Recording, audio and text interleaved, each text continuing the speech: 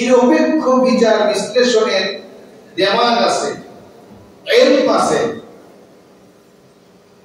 সে সকল ঐতিহাসিকগণ আল্লাহ রাসূল সাল্লাল্লাহু আলাইহি ওয়াসাল্লামের পরবর্তী বিবাহ শাদীগুলিকে নিয়ে প্রশংসা করেছেন। বলি সুবহানাল্লাহ।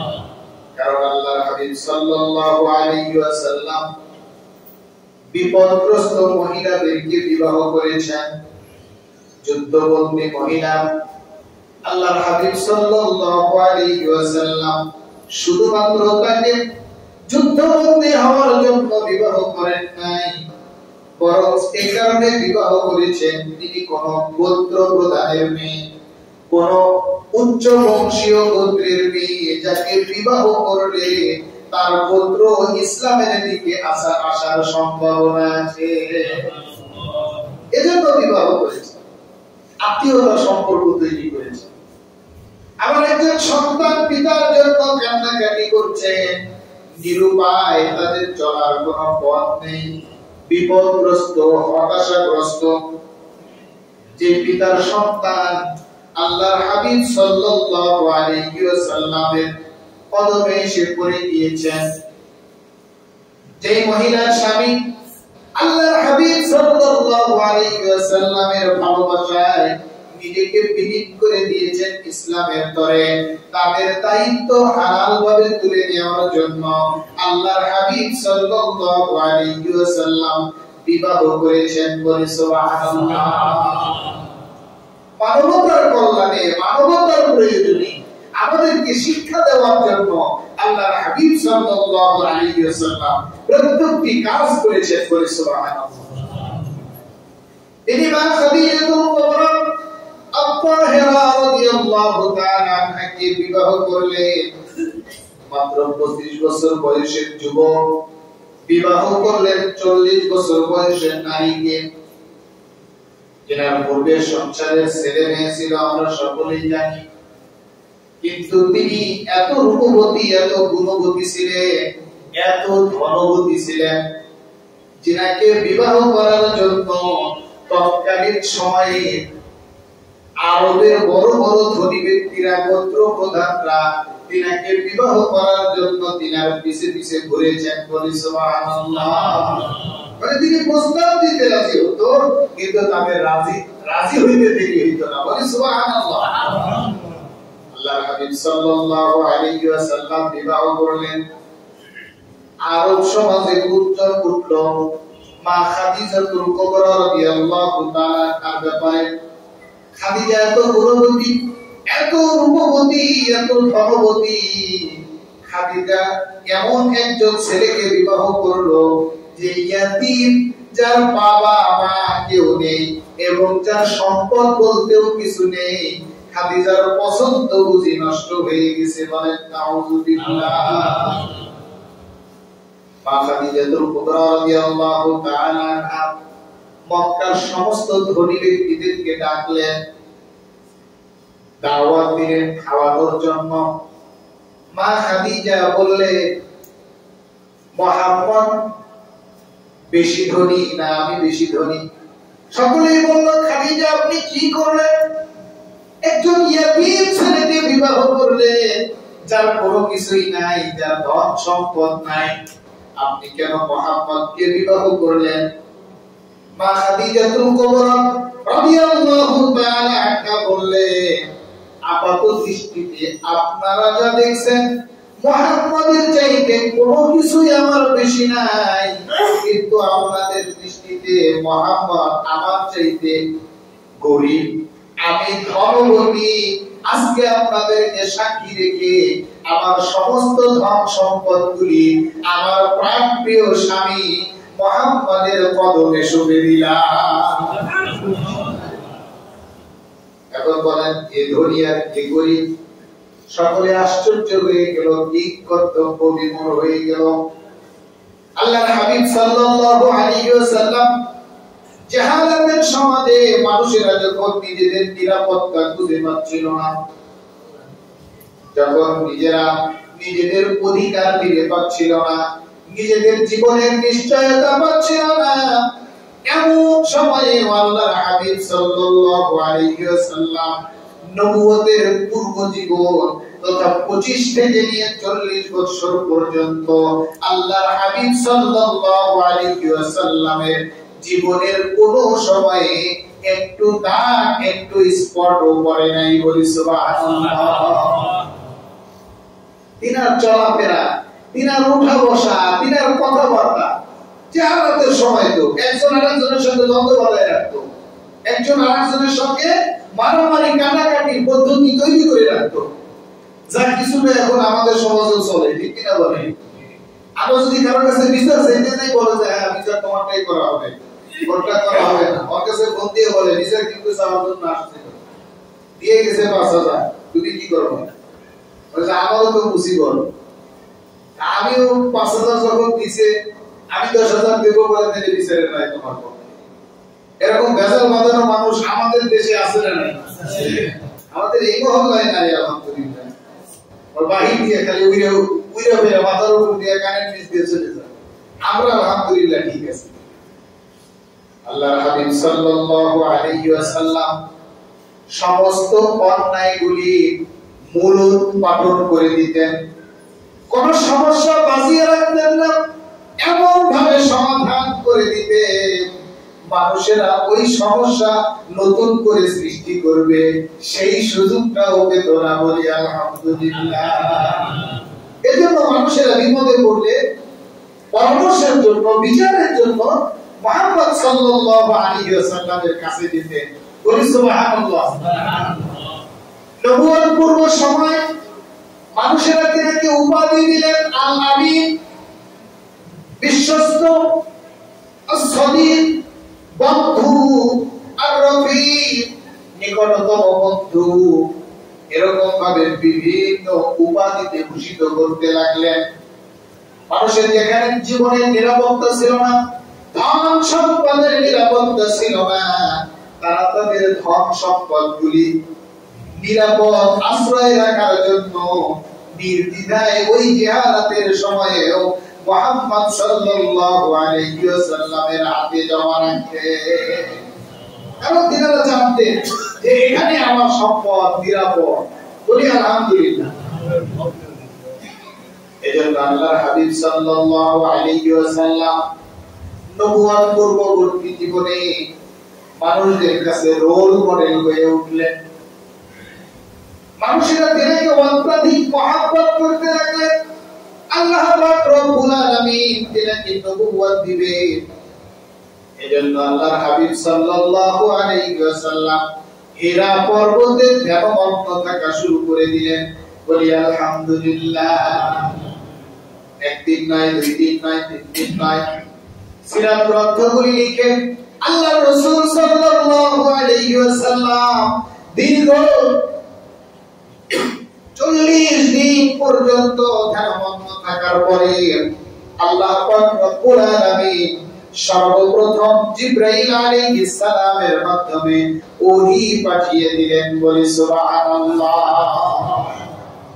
আল্লাহ রাসূল সাল্লাল্লাহু আলাইহি ওয়াসাল্লাম রিসালাত দিলেন, মানুষদের কাছে রিসালাতের দাওয়াত দেওয়া শুরু করে দিলেন, বলি আলহামদুলিল্লাহ। যেই মানুষগুলি তিনাকে আল আমিন বলতো, যেই মানুষগুলি তিনাকে সাদিক বলতো, রফিক বলতো, এই মানুষগুলি মুহূর্তে পরিবর্তিত হয়ে পাগল বলতে লাগলো। কি বলতে লাগলো? পাগল, বলে নাউজুবিল্লাহ। যখন রিসালাতের দাওয়াত দিতে শুরু করলেন, আল্লাহ পাক রব্বুল আলামিন যখন তাকে কোরআনুল কারীমের বাণী মানুষের কর্ণকুহরে পৌঁছানোর নির্দেশ দিলেন, তিনি যখন মানুষদেরকে দ্বীনের দাওয়াত দিতে শুরু করে দিলেন, যারা আল আমিন বলতো, যারা সাদিক বলতো, যারা রফিক বলতো, তারাই মুহাম্মদ সাল্লাল্লাহু আলাইহি ওয়াসাল্লামকে মিথ্যাবাদী বলতে শুরু করে দিলেন, বলেন নাউজুবিল্লাহ। সমাজের মধ্যে একটা প্রভাবটা তৈরি করে দিলেন। মুহাম্মদ সাল্লাল্লাহু আলাইহি ওয়াসাল্লামের নামে মিথ্যা রটানো শুরু করে দিলেন। বিভিন্ন প্রকার অন্যায়মূলক কথা তার নামে প্রচার করা শুরু করে দিলেন, বলি নাউজুবিল্লাহ। এজন্য আল্লাহর হাবিব সাল্লাল্লাহু আলাইহি ওয়াসাল্লাম বলেন, আল্লাহ পাক রব্বুল আলামিন তিনাকে নবুয়ত দিবেন। বিভিন্ন প্রকার অন্যায়মূলক কথা তার নামে প্রচার করা শুরু করে দিলেন, বলি নাউজুবিল্লাহ। সর্বপ্রথম খাদিজাতুল কুবরা রাদিয়াল্লাহু তাআলা আনহা যখন বুঝতে পারলেন তিনি রিসালাত প্রাপ্ত হয়েছেন, আল্লাহর হাবিব সাল্লাল্লাহু আলাইহি ওয়াসাল্লামের রিসালাতের এই সাক্ষ্য গ্রহণ করতে মা খাদিজাতুল কুবরা রাদিয়াল্লাহু তাআলা আনহা বিন্দু মাত্র বিচলিত হলেন না, সঙ্গে সঙ্গে গ্রহণ করে নিলেন। বলি সুবহানাল্লাহ। ঘরের স্ত্রী যদি স্বামীর ব্যাপারে মন্তব্যটা একটা খবর শোনার পরে সঙ্গে সঙ্গে স্যাটিসফাই করে, এতে করে বোঝা যায় ওই মানুষটার মধ্যে চুল পরিমাণ দোষ নাই। বলি আলহামদুলিল্লাহ। তিনি সত্য নবুয়ত পেয়েছেন, কারণ ঘরের স্ত্রী তিনি রিসালাতের ব্যাপারে সাক্ষ্য দিয়েছেন। বলি আলহামদুলিল্লাহ। মা খাদিজাতুল কুবরা রাদিয়াল্লাহু তাআলা আনহা শুধুমাত্র সাক্ষ্যই দেন নাই, এটাকে যাচাই বাছাই করার জন্য আল্লাহর হাবিব সাল্লাল্লাহু আলাইহি ওয়াসাল্লামের রিসালাতের সত্যতার জন্য মা খাদিজাতুল কুবরা রাদিয়াল্লাহু তাআলা চাচাতো ভাই ছিলেন খ্রিস্টান একজন বড় আলেম ওয়ারাকা ইবনে নাওফেল, এর কাছে নিয়ে গেলেন আল্লাহর হাবিব সাল্লাল্লাহু আলাইহি ওয়াসাল্লামকে। কিন্তু তখন ওয়ারাকা ইবনে নাওফেল মৃত্যু শয্যায় ছিলেন, একেবারে জীবন যায় আসি অবস্থা, বয়সের ভারে তিনি বিছানা থেকে উঠতে পারেন না।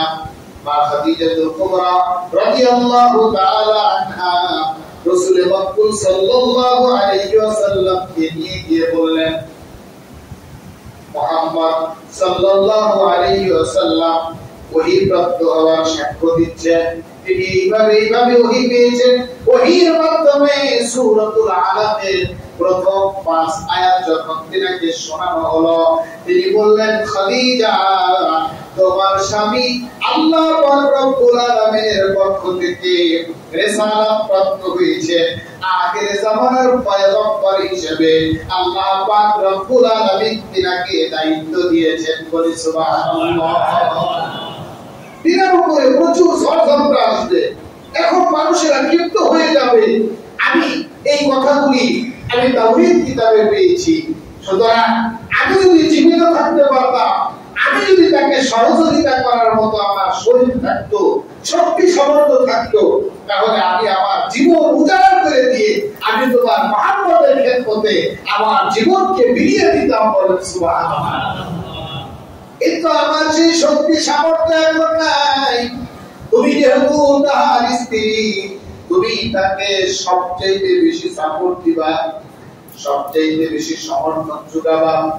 আল্লাহর রাসূল সাল্লাল্লাহু আলাইহি ওয়াসাল্লামের রিসালাতের খবর আল্লাহর রাসূল সাল্লাল্লাহু আলাইহি ওয়াসাল্লামের সবচেয়ে ঘনিষ্ঠ বন্ধু হযরত সিদ্দিক আকবর রাদিয়াল্লাহু তাআলা কে যখন জানালেন, তিনি বললেন, বন্ধু হে, আপনার জীবনের আগাগোড়া আমি জানি, আপনার সঙ্গে আমার বন্ধুত্ব নাই অনেক পূর্বে, আপনার জীবনে কোনো ক্লেম নাই, কোনো দাগ নাই, কোনো দোষ ত্রুটি নাই, আপনি কখনো মিথ্যা বলেন না। আপনি যেহেতু রিসালাতের কথা বলছেন, আমি নির্দ্বিধায় আপনাকে আল্লাহ পাক রব্বুল আলামিনের রাসূল হিসেবে মেনে নিলাম। ঘনিষ্ঠ জনেরা মানতে শুরু করে দিল, আর কাফির বেঈমানেরা অত্যাচার জুলুম নির্যাতন শুরু করে দিল।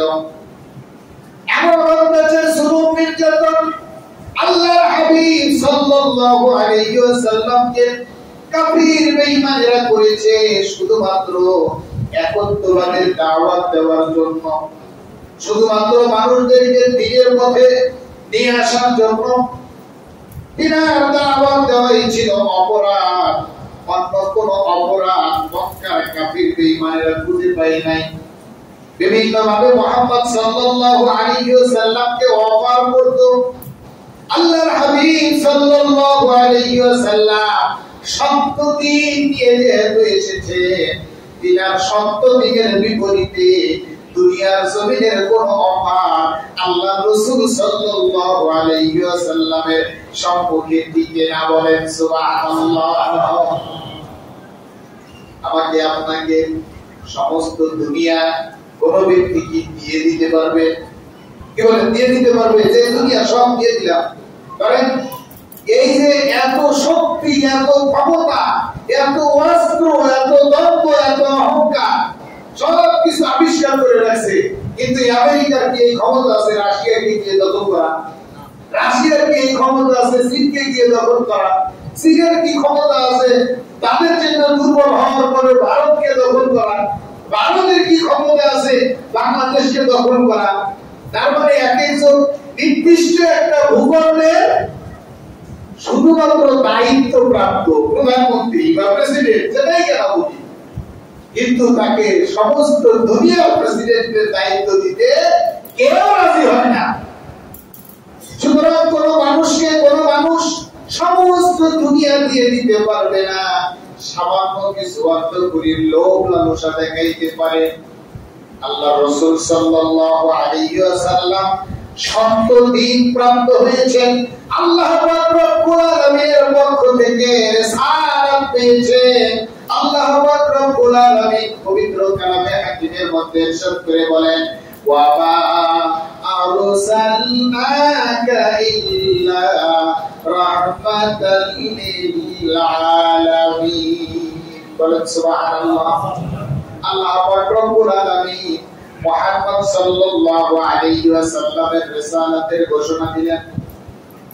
আল্লাহর হাবিব সাল্লাল্লাহু আলাইহি ওয়াসাল্লাম রিসালাতের বিপরীতে দুনিয়ার জমিনের টাকা পয়সা, পদ পদবি, গাড়ি বাড়ি এগুলি গ্রহণ করবেন, এর চিন্তা করাই বোকামি ছাড়া অন্য কিছু না। বলেন সুবহানাল্লাহ।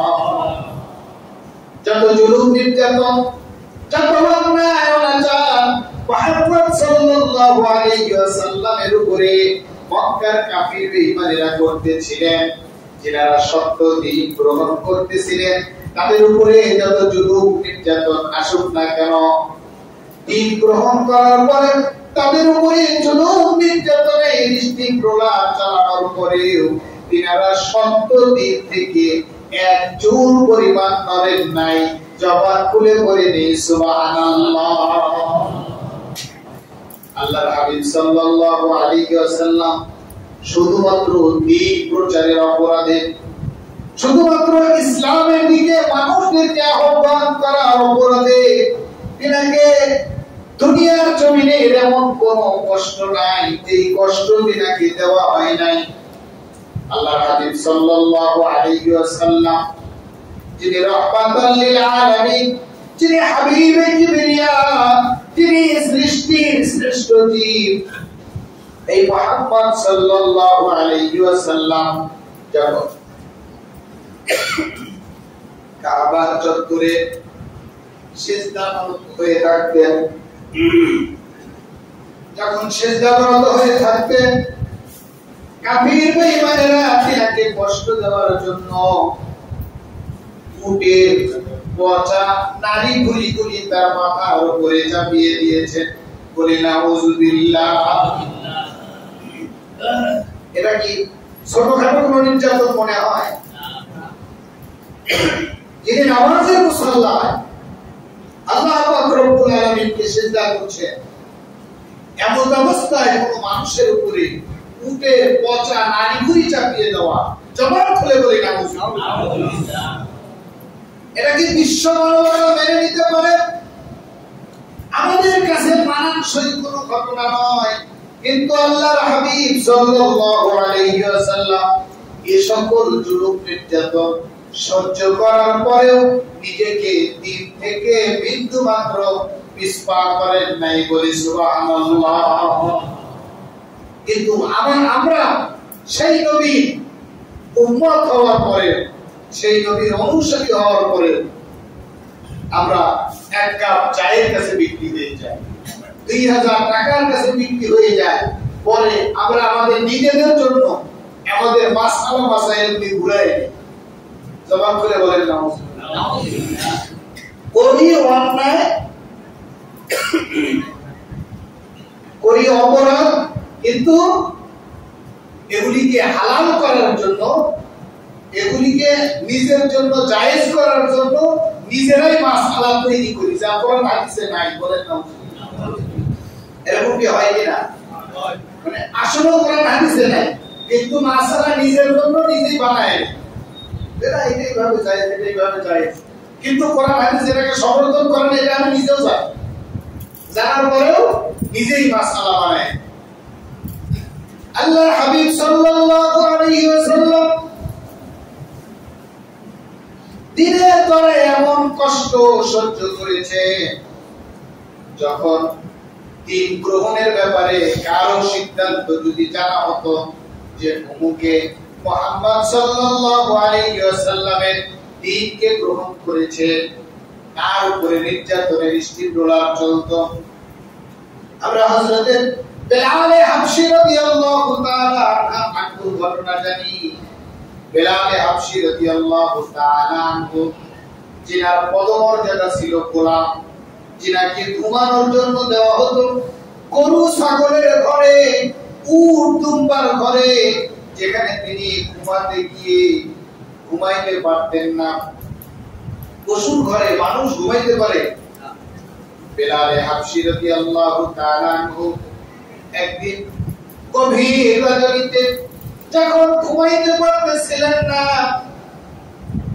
ঘুম যখন তার চোখে আসছিল না, একে পশুদের অত্যাচার, দ্বিতীয়ত মলমূত্রর গন্ধ, যেটা সহ্য হচ্ছিল না, ঘুমেও তাকে পাচ্ছিল না। গভীর রাজনীতে উঠে বছরে কাঁদতেছিলেন, আমি কেন এমন হলাম, আমার কেন মানুষ হওয়ার পরে পুষ্পাদের সঙ্গে থাকতে হয়, রাত্রিবেলা ঘুমানোর সুযোগ নাই, দিনের বেলা খাবারের অধিকার নাই, সমস্ত দিন পরিশ্রম করি, সমস্ত রাত্রি ঘুমানোর সুযোগ নাই, কে আমাকে এই দুনিয়ায় পাঠালো, আমি কোথায় মানবিক মর্যাদা পাবো, আমার জীবনটা কি এইভাবে কেটে যাবে? ঐতিহাসিকগণ লিখেন বেলাল হাবশী রাদিয়াল্লাহু তাআলা আনহু যেন ইলহামের মাধ্যমে জানতে পারে আল্লাহ পাক রব্বুল আলামিন তোমাকে দুনিয়ার জমিনে পাঠিয়েছেন পশু পাখির ঘরে থাকার জন্য নয়, তোমার পদমর্যাদা যেখানে হাবিবে কিবরিয়া জনাবে মুহাম্মদুর রাসূলুল্লাহ সাল্লাল্লাহু আলাইহি ওয়াসাল্লাম ইমাম হবে, তারপরে এর অবস্থা মুয়াজ্জিন হিসেবে আল্লাহ পাক রব্বুল আলামিন তোমাকে কবুল করে নিয়েছেন, বলে সুবহানাল্লাহ। বেলাল রাদিয়াল্লাহু তাআলা শব্দের সন্ধান পেলেন, কিন্তু ভীতু সন্ত্রস্ত যাইতে পারেন না। মুহাম্মদ সাল্লাল্লাহু আলাইহি ওয়াসাল্লামের দরবারে গেলেন, তার মালিক যদি জানতে পারে তাহলে তার উপরে নির্যাতনে স্টিমরোলার চলবে। কিন্তু বেলাল হাবশী রাদিয়াল্লাহু তাআলা অসত্যের পথে থাকতেও পারেন না, বলেন আলহামদুলিল্লাহ। গোপনে চতুরতার সহিত আল্লাহ রাসূল সাল্লাল্লাহু আলাইহি ওয়াসাল্লামের দরবারে উপস্থিত হয়ে গেলেন। আল্লাহ হাবিব সাল্লাল্লাহু আলাইহি ওয়াসাল্লাম বললেন, বেলাল রে, সত্য গ্রহণ করেছো, ঈমান এনেছো, কিন্তু প্রচার করার দায়িত্ব কিন্তু তোমাকে দেওয়া হলো না। তুমি সত্যের সাক্ষ্য এখনই দিতে পারবা না, পরিবেশ পরিস্থিতি যখন তৈরি হবে তখন তুমি তোমার সত্যটা প্রচার করে দিবে, বলি আলহামদুলিল্লাহ। কারণ এখন যদি তুমি ইসলাম প্রচার করো, দ্বীন প্রচার করো, তুমি একজনের গোলাম, তোমার মুরিদ কিন্তু তোমাকে ছাড়বে না, আস্ত রাখবে না, তোমার উপরে জুলুম নির্যাতনের স্টিমরোলার চলবে। বেলাল হাবশী রাদিয়াল্লাহু তাআলা খুব সত্য গ্রহণ করার পরে খুব বেশি সময় নিজের ভিতরে চাপায় রাখতে পারলেন না।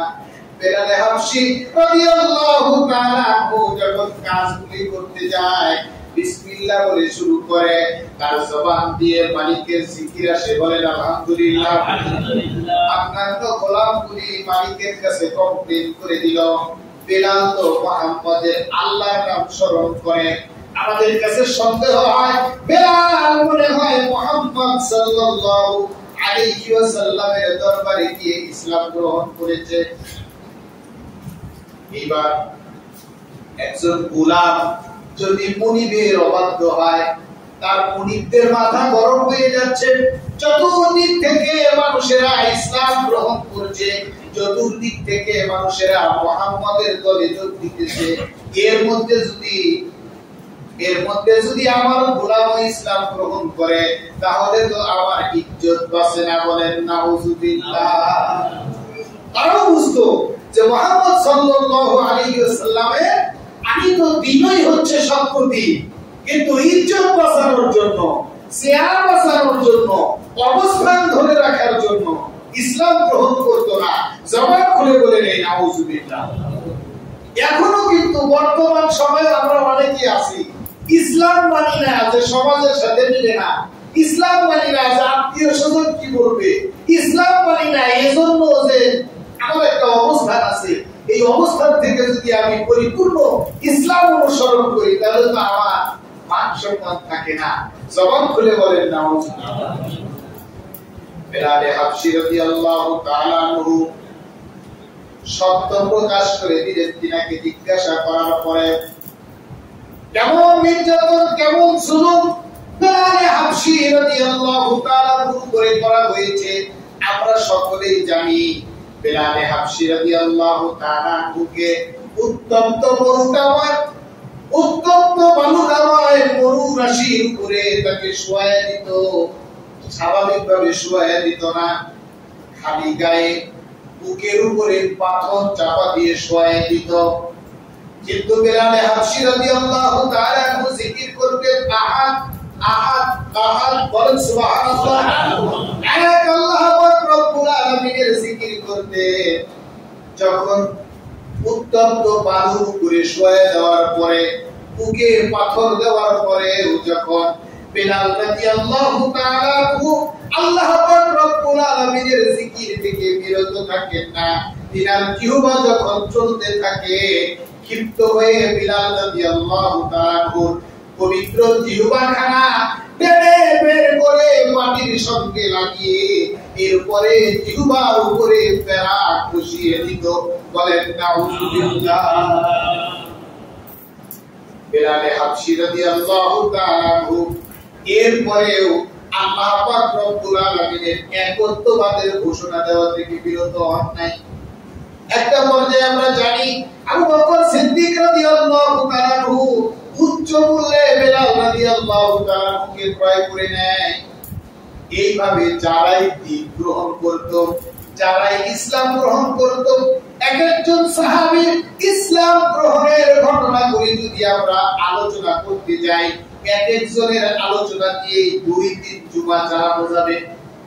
এত কষ্ট, এত ত্যাগ তিতিক্ষা স্বীকার করে সাহাবায়ে কেরাম রিদওয়ানুল্লাহি তাআলা আলাইহিম আজমাইন দ্বীনের উপরে অবিচল থেকেছেন। ঠিক কিনা বলেন? এই যে আজকে আমি হুজুর সুন্দর রুমাল পরিধান করে, সুন্দর জামা কাপড় পরিধান করে আজকের সেই মিম্বারের উপরে বসে আলোচনা করতেছি, এই জায়গায় আমি আসার পিছনে সাহাবায়ে কেরামের জীবন কুরবান দেওয়া লাগছে। একটু জবান করে বলি ঠিক কিনা? সাহাবায়ে কেরামের শরীর থেকে রক্ত ঝরানো লেগেছে। আল্লাহর হাবিব সাল্লাল্লাহু আলাইহি ওয়াসাল্লামের ঘরে হেরায় ধ্যানমগ্ন অবস্থায় থাকা লেগেছে। আল্লাহর হাবিব সাল্লাল্লাহু আলাইহি ওয়াসাল্লামের মাথার উপরে নাড়িভুড়ি করেছে। আল্লাহর হাবিব সাল্লাল্লাহু আলাইহি ওয়াসাল্লামের পর্যন্ত নিজের শরীর মুবারক থেকে রক্ত ঝরানো লেগেছে। মাথার ভিতরে তরবারি ঢুকেছে। আল্লাহর হাবিব সাল্লাল্লাহু আলাইহি ওয়াসাল্লামের দাঁত মুবারক শহীদ করা লেগেছে। এত ত্যাগ তিতিক্ষা আর কুরবানির বিনিময়ে আমার মতো ছোট্ট একজন হুজুর আপনাদের সম্মুখে বসে বসে দ্বীনের আলোচনা করছি, আর আপনারাও নির্দ্বিধায় আরামে এসে বসে বসে এই কথাগুলি শুনতে পারতেছে।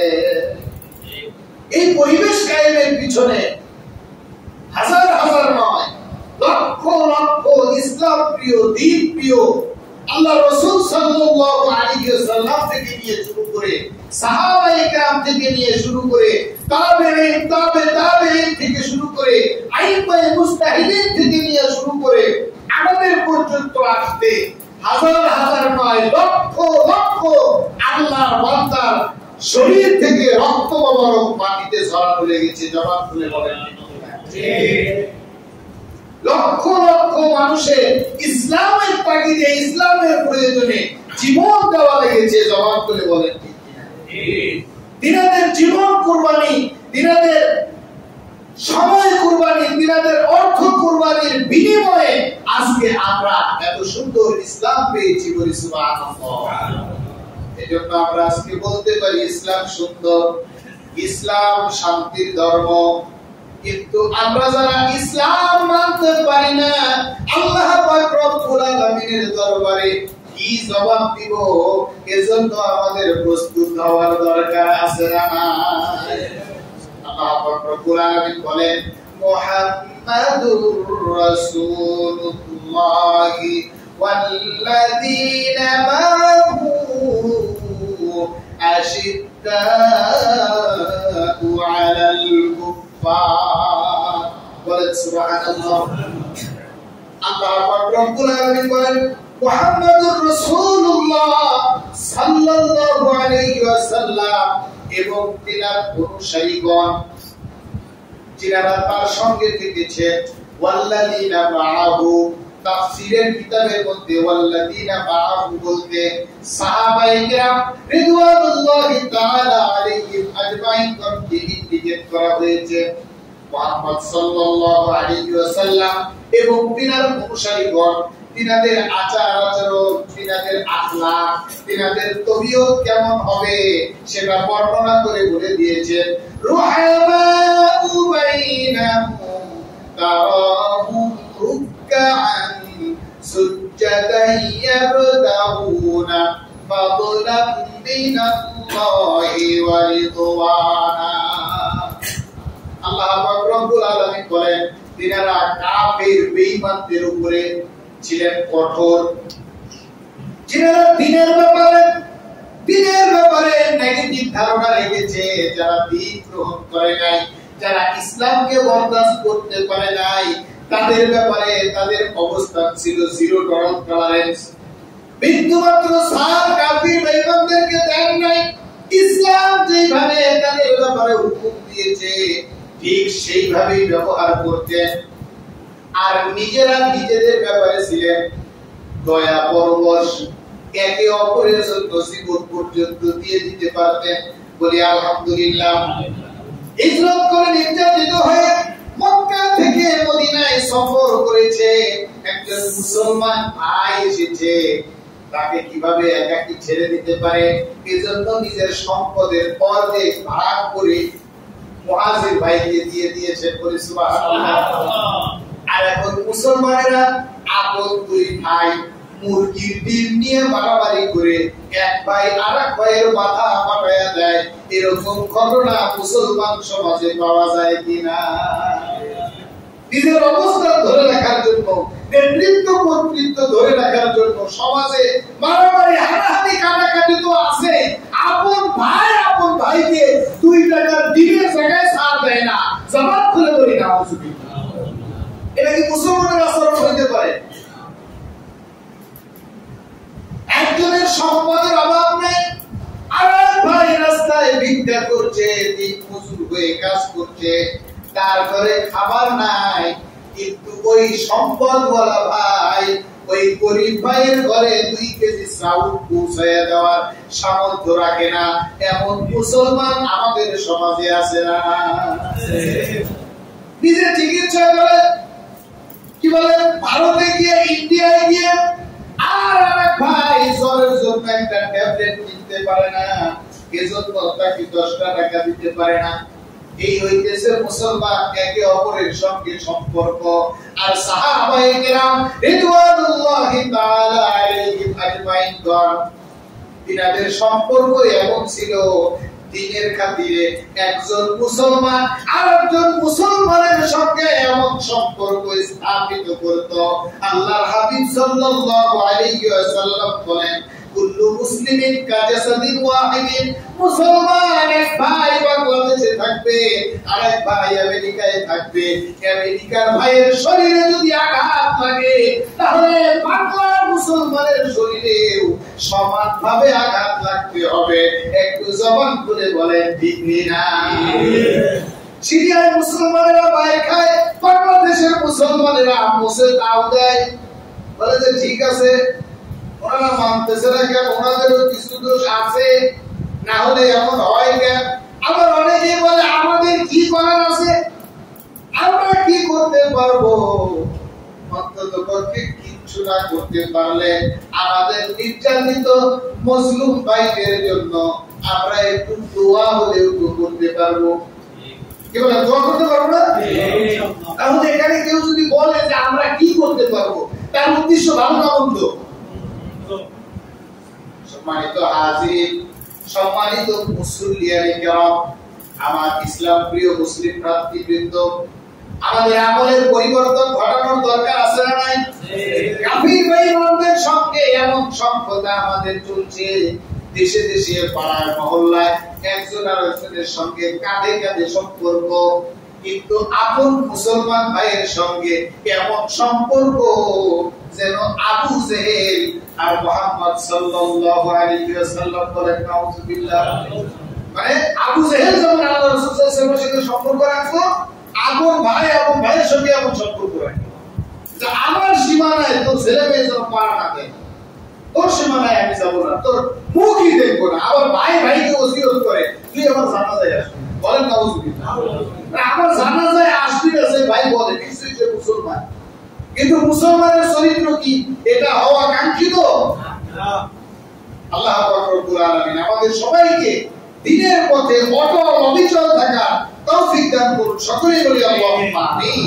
আল্লাহ পাক রব্বুল আলামিন আমাদেরকে আল্লাহ পাক রব্বুল আলামিনের কোরআনুল কারীমের নির্দেশ মতে একে অপরের প্রতি রহমশীল, দয়াশীল, দয়া পরবশ হওয়ার তৌফিক দান করুন। সকলেই বলি আল্লাহুম্মা আমিন। আল্লাহ রাসূল সাল্লাল্লাহু আলাইহি ওয়াসাল্লামের সমগ্র জীবনী থেকে শিক্ষা নিয়ে আমাদের জীবন পরিচালনা করার তৌফিক দান করুন। সকলেই বলি আল্লাহুম্মা আমিন।